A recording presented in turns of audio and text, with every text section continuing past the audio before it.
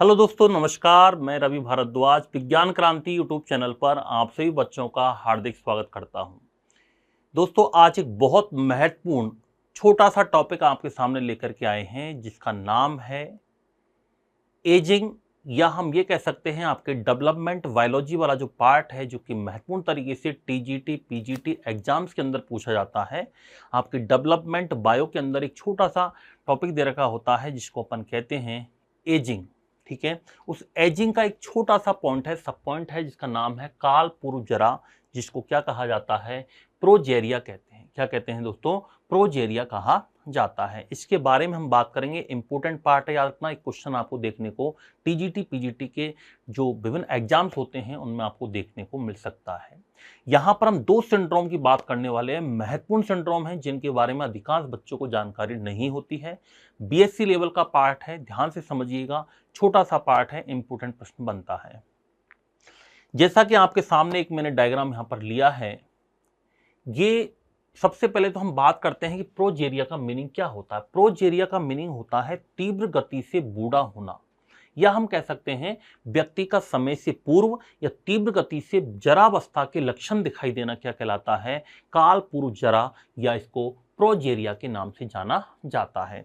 इसका मतलब हम क्या कह सकते हैं कि progeria is a rare genetic disorder causing children to age rapidly with a symptoms appearing in early childhood, यानी बचपन में जरावस्था के लक्षण दिखाई देना क्या कहलाता है? प्रोजेरिया कहलाता है, या काल पूर्व जरा कहलाता है। जैसा कि आपने एक सिनेमा में देखा होगा, प्रसिद्ध मूवी पा, जिसमें हमारे जो अमिताभ बच्चन जी हैं उन्होंने एक प्रोजेरिया रोगी के रूप में वहां पर रोल निभाया है, तो प्रोजेरिया का ही उदाहरण है। पा मूवी के अंतर्गत जो अभिषेक बच्चन हैं, जो अमिताभ बच्चन, उनके द्वारा जो रोल निभाया गया है वो अमिताभ बच्चन के द्वारा किसका रोल निभाया गया है? याद रखना, प्रोजेरिया रोगी के रूप में ही रोल निभाया गया है।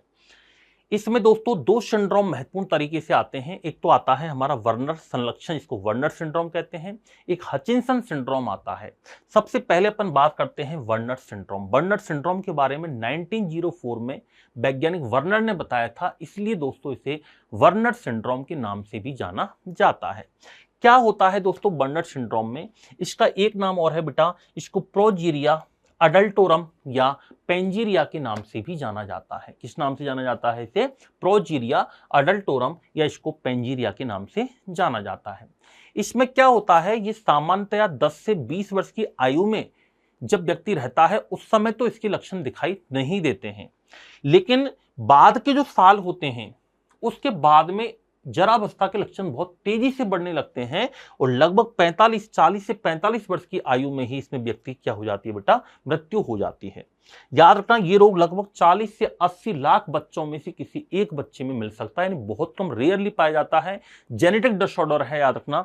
जैसा कि आपके सामने एक दिखाया गया है चित्र, इसमें आप देख पा रहे हो थोड़ा सा अजीबोगरीब टाइप का ये बालक लग रहा है। ये बालक नहीं है दोस्तों, बालक जैसा दिख रहा है, एज ज्यादा है इसकी, लेकिन इसमें बहुत जल्दी जरावस्था के लक्षण आ गए। यानी ये आपको बालक भी दिख रहा है और बुढ़ा भी दिख रहा है, ये दोनों के लक्षण हैं। जब जरावस्था के लक्षण समय से पूर्व दिखाई दें तो उसे क्या कहा जाता है बेटा? प्रोजेरिया के नाम से जाना जाता है। होता क्यों है, इसका कारण क्या है, इसका रीजन क्या है? तो महत्वपूर्ण बात अब आई है, याद रखना, क्वेश्चन के रूप में पूछी जा सकती है। यह रोग हेलिकेज एरर की वजह से होता है, हेलिकेज त्रुटि के कारण होता है, जो कि आरएनए तथा डीएनए की जो श्रृंखलाएं होती हैं, चेन्स होती हैं, उन चेन्स को ओपन करने का काम करता है। एक कायिक जीन में अप्रभावी उत्परिवर्तन, ऑटोसोमल रिसेसिव म्यूटेशन हो जाए, वो भी कहां पर होता है?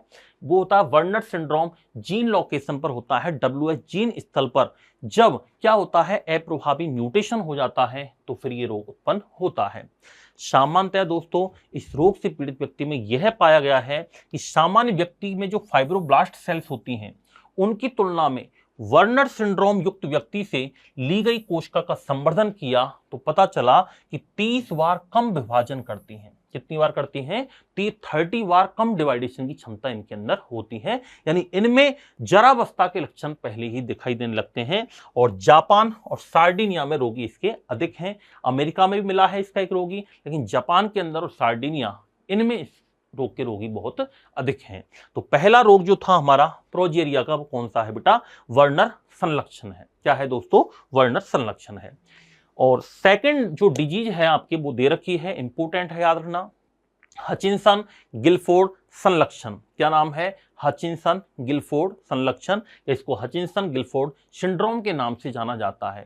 बहुत महत्वपूर्ण बात है, आपने सुना भी नहीं होगा, क्या व्यक्ति 1 वर्ष की उम्र में बूढ़ा हो सकता है?